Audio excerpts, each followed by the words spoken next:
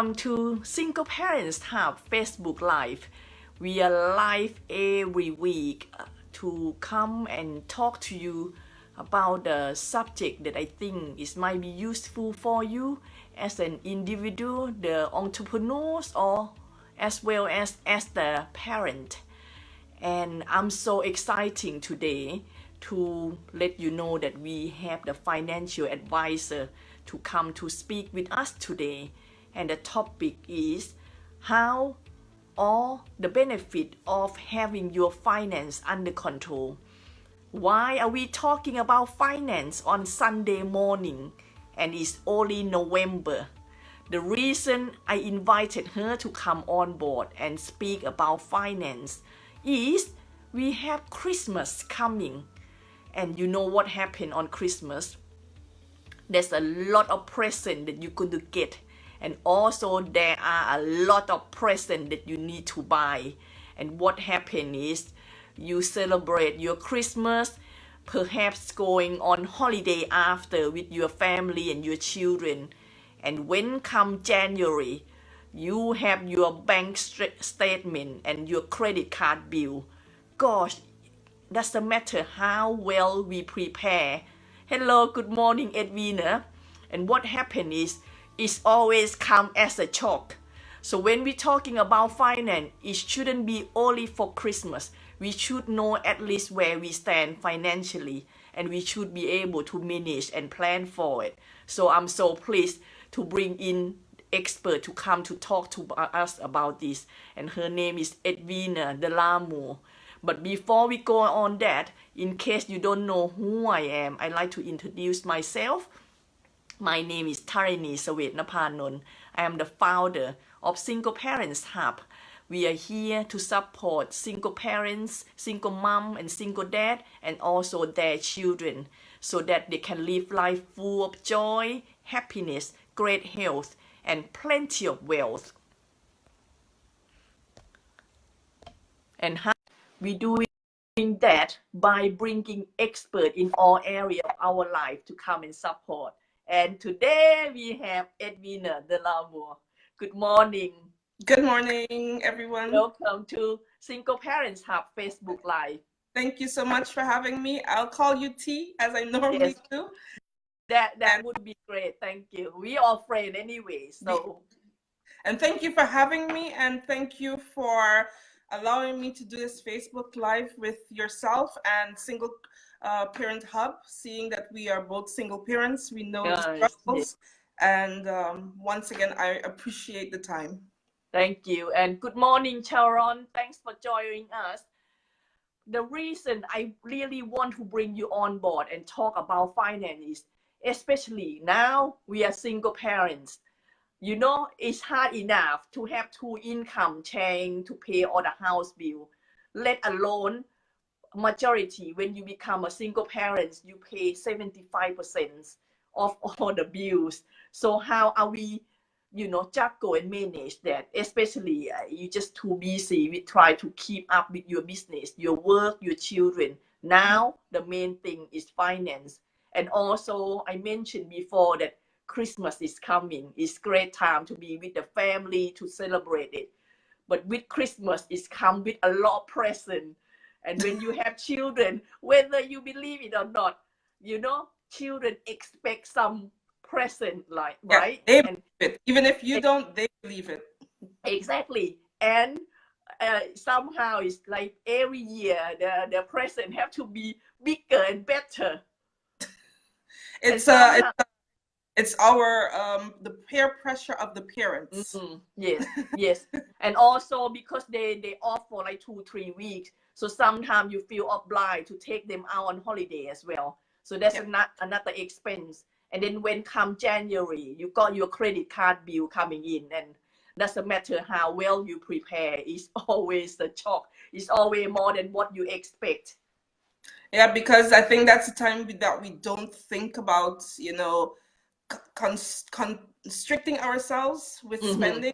We're more about, well, it's emotions. I mean, finance and money, they're all emotions. And Christmas is the emotion of giving, cheerfulness, winter land. So we try to give our children, especially I think all parents, it's not only single parents, but in this time, we try to give our children something to look forward to. And I think it's the hope that, you know, the new year is going to come and we are going to, have a wonderful year coming. And no matter the problems we have in this year, next year, it'll be all better. I think that's the running theme for every parent.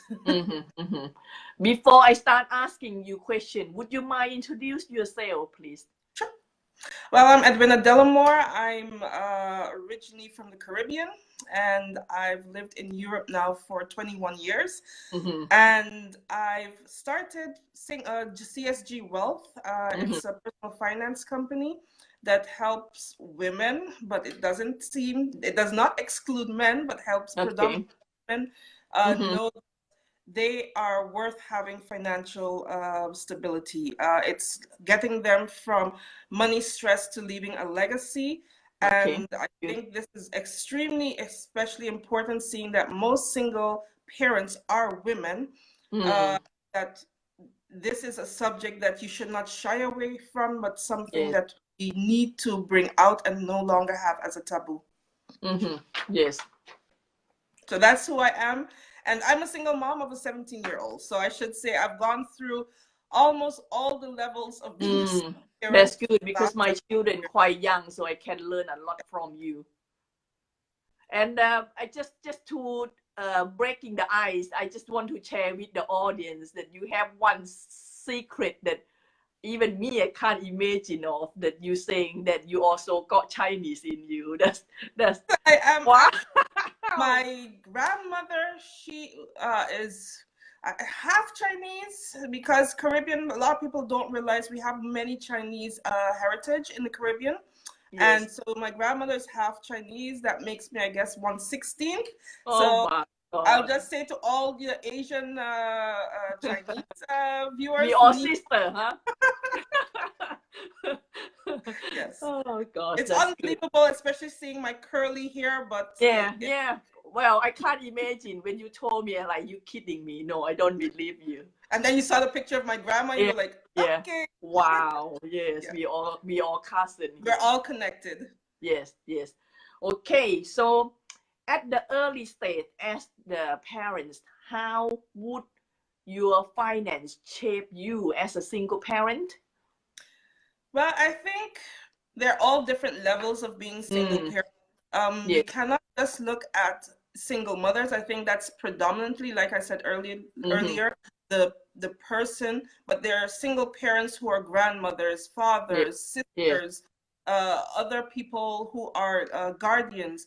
So you come into single parenthood, if you're coming in like me, from the time my son was basically conceived, I was a parent. So I've gone through all these different layers. Now, what's most important to understand, as a single parent, we already feel that we failed, because society says we should be man, wife together, 2 households, I think 2.3 children.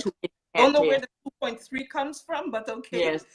But as a single parent, you already feel like you've failed your children. And I think it shows mostly in our finances, because then we take it on to another level. We want to give our children as much as we never had, or we have a guilt. So I think the first thing as a single parent that we should believe, and really believe in ourselves, is that we did not fail. We have not failed our parents, we have not failed ourselves.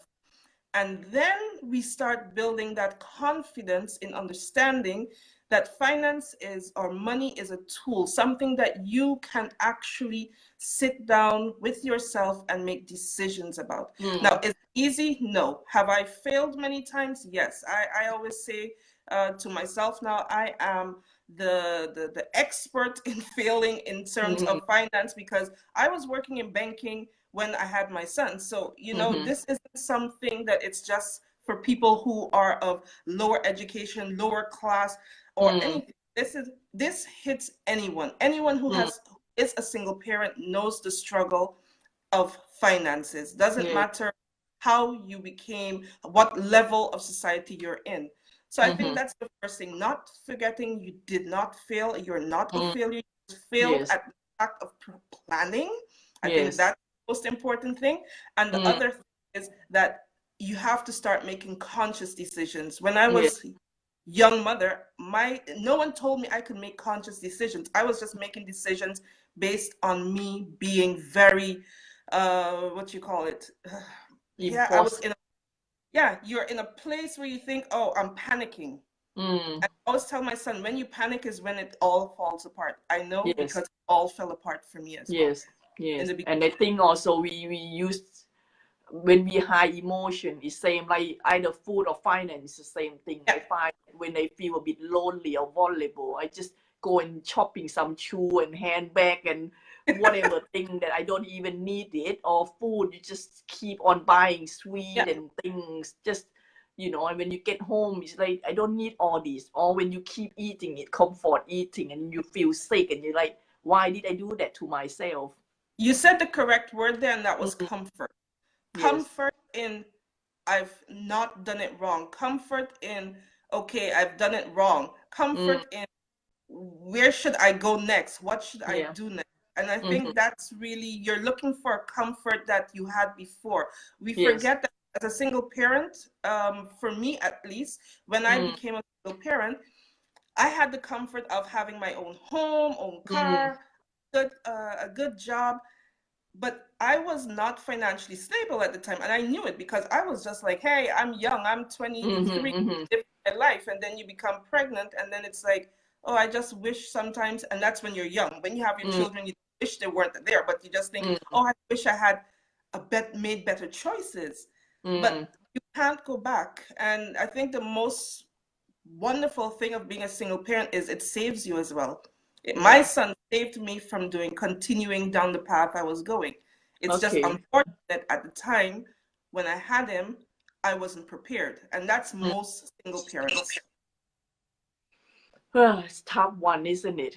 How about, it is. And also you touch base on, you know, the peer pressure of buying a present because other family, happy family, and you want to fulfill that, or maybe buy your guilt to matching the present, you know, for your children, so they don't feel lack of or any different from other family that got mom and dad.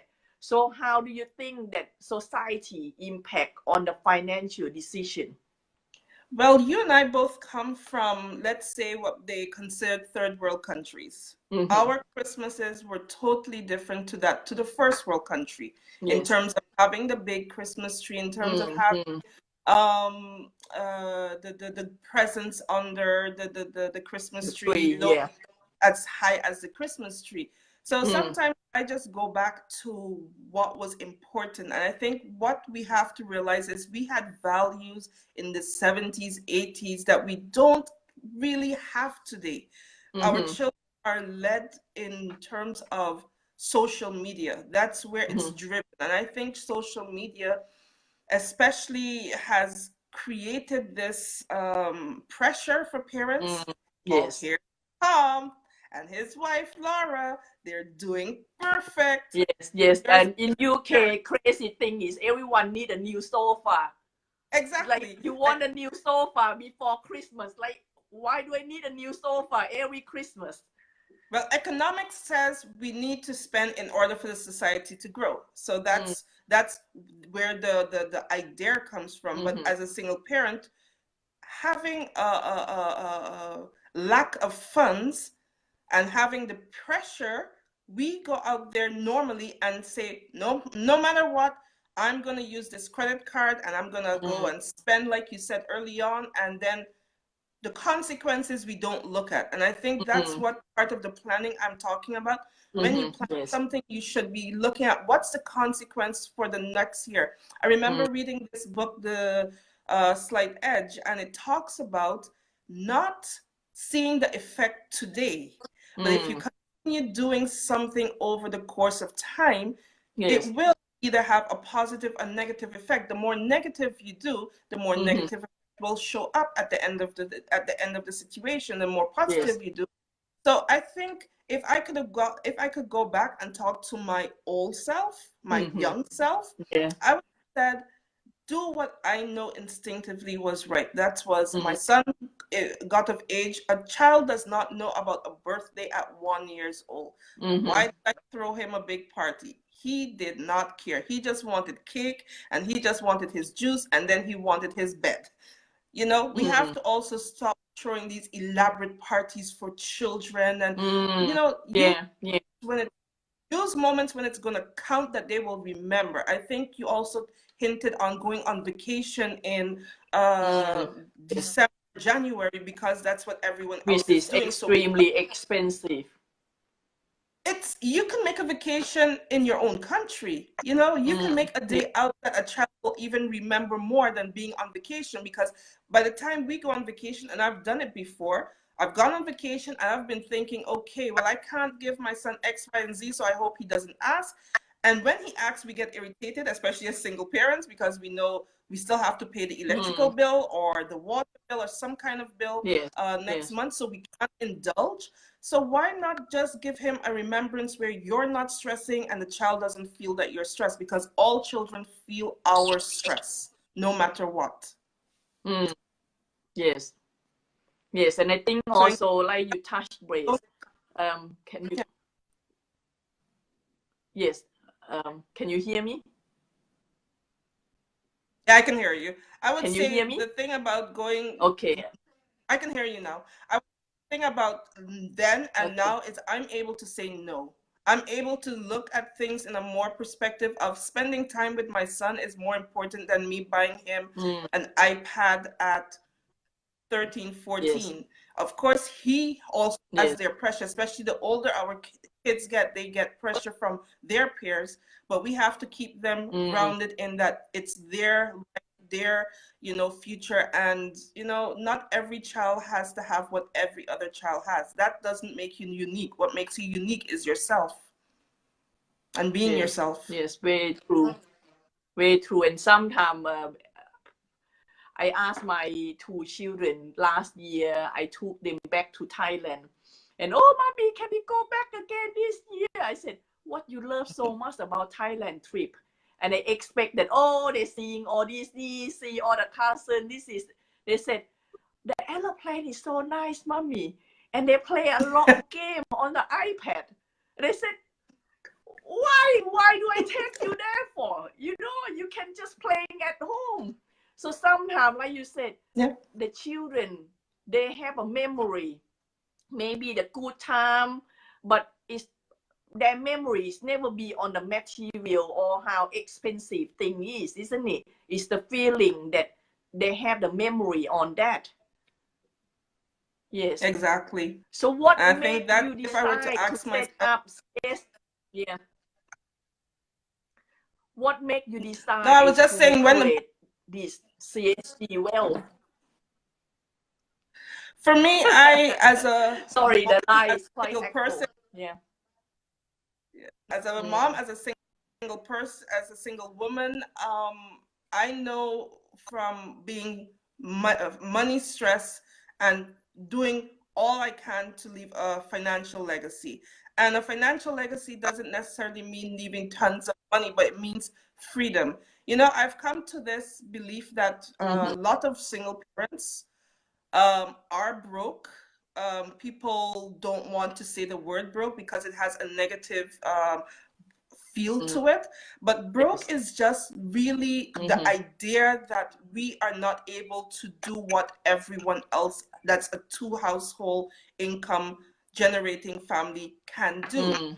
So that's where failure comes in. And that's why I said, for me, setting up CSG Wealth is based on my expertise in being in banking for more than 15 years, my expertise of being a mom, my expertise of being a woman, and my want that women can be successful. My belief is that women know how to make money. It's just the keeping and the growing money we don't understand or we don't effect as well. And I think for myself, seeing the evolution of me being a single parent and having my ups and downs, and now having a 17-year-old who's ready to go off to college, I believe that I am able to really hone into women the importance of self-love. The importance of self-love means you're also able to see things not just as today, but also for in the future. And that's what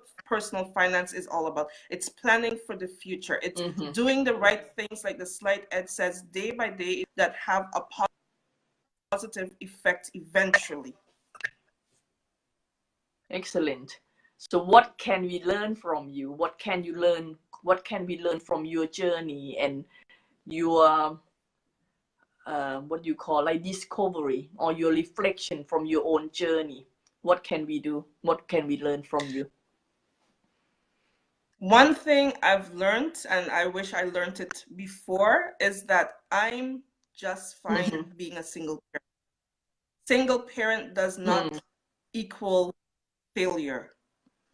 No, it's not. Is No. something on. Finance is something that even if you save 10% of your income that's coming in, and I know it's a lot, because trust me, there were months I tried saving 10% and I couldn't, and I felt, oh, but if you can just save a little bit at a time, a little bit, 10 euros, 10 pounds, $10, even if it's every month, it still has an impact.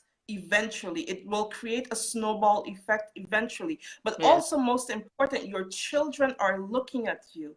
You see, we don't realize where finance is concerned. I believe a lot of women, a lot of mothers are the ones that the children look at. Now, if you're a single parent, you can't choose if you're a man or a woman, because even if you're divorced, you also have a single mom, a single dad. And I think we have to really look into the future and really make a strategy for ourselves. Strategy being, first, save. Get into the discipline of just saving 10%. And if you can't save 10%, save at least a small bit that gets you disciplined. I think that's one of the biggest things for single parents, especially. We are not disciplined enough. We have so much on our shoulders that we just don't care after a while. We just want to get it done. So I will say, discipline yourself. Even if it's 10 a month, if you can start with that, then you can build upon that block. But if you can't, or if you choose not to, you will continue the same way you've been going. Yes, because I don't know, by habit or something, we always paying a bill first, isn't it? And then, okay, if it's whatever left, and then we save. But it never be anything left, isn't it? So what you're saying, we should straight away put that 10% aside, and then you pay the rest to the bill. If it's not enough, then you try to eliminate all those bills, reduce down, or try to make money. But at least you have that 10% as a safety net. Yeah, I can also hear people saying, yeah, but I can't even save 100 euros. So you want me to save, and then what? I'm not saying that you're not going to end up taking it out of savings. It happens because you put your money there and you take it out. What I'm saying is, if you get into the habit of doing something positive, you start wanting to, it becomes something that you cannot do. It becomes an extension of yourself. And that's what I would say for any single parent. Make at least the first initial step of saving 10%, and if it's not 10%, an amount that you know every month you can do in order to create that habit, that positive effect for yourself. And your children will also get in. And if you make it a family affair, your children as well, saving a unit of their money every month. You set a set Sunday, and we'll talk about, and we'll see what we've done. It's more interesting to bring your children into it than try to leave them out, because eventually, like my son said, yeah, I'm going to become an adult. I'm not going to know what to do because you didn't show me. You told me, but you didn't show me. Children learn by action, not by words. Yes, exactly. And I think especially when they're young age, they're quite exciting to open their piggy jar, huh?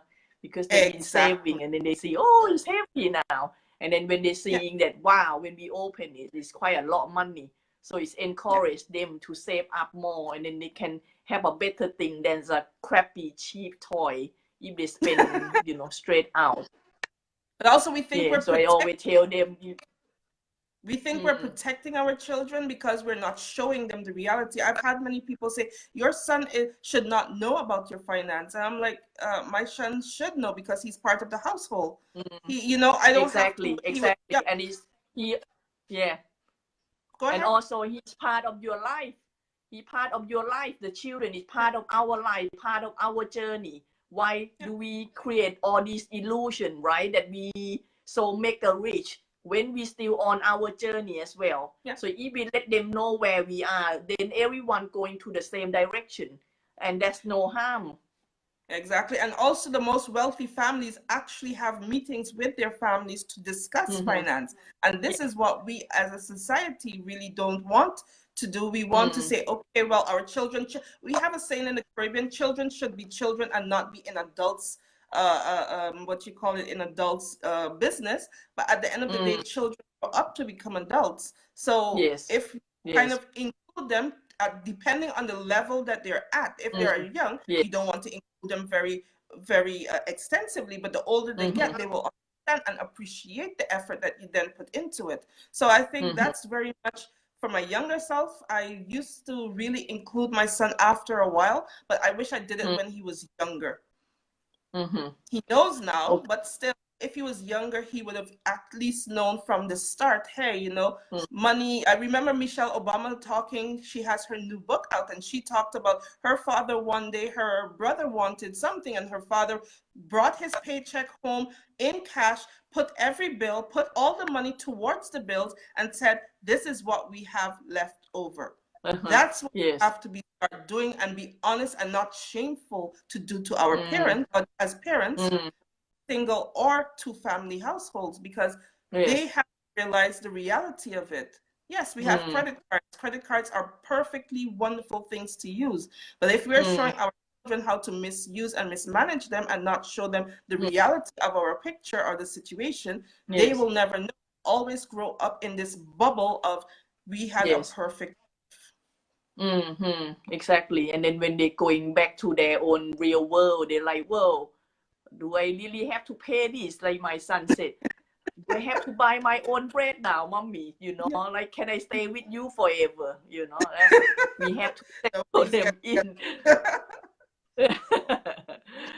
So what can CSG Wealth do to support single parents? Well, what we can do is I will start as of 2019, start sending out newsletters with much information and much activity at this time now. Excellent. I write for Her Grit magazine, and I have some write-ups there. I also, for Single Parents Hub, I've also written 5 blogs. You give actually a lot just of way on a wonderful blog. Yes, it's on a level that has from young to teenager, so it actually applies to every level. I think those are the two best things to start: the Single Parent Hub blogs that I've written, and also Her Grit magazine that I've been writing from since about June. And they have some good information in there, and products and everything we'll be bringing out in 2019. So stay tuned. Excellent.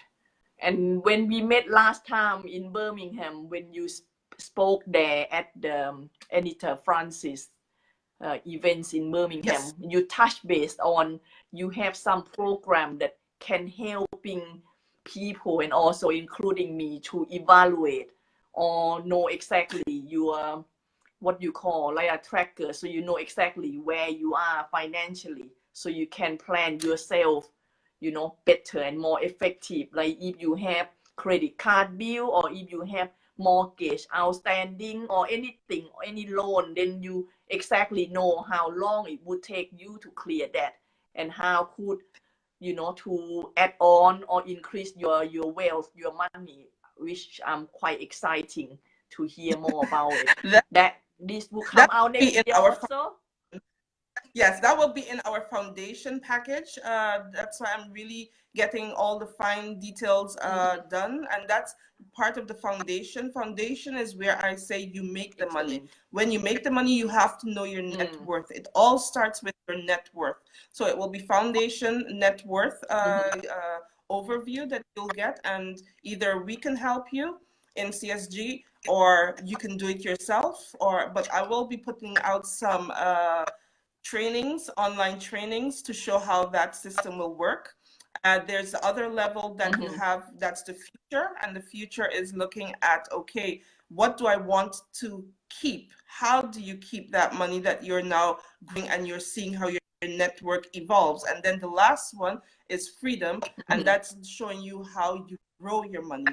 But right now, I think for where a lot of people are, the foundation, knowing your network and having that product of the overview, not the product, but the overview is the most important, which I'm actually going to bring out in 2019, January 2019.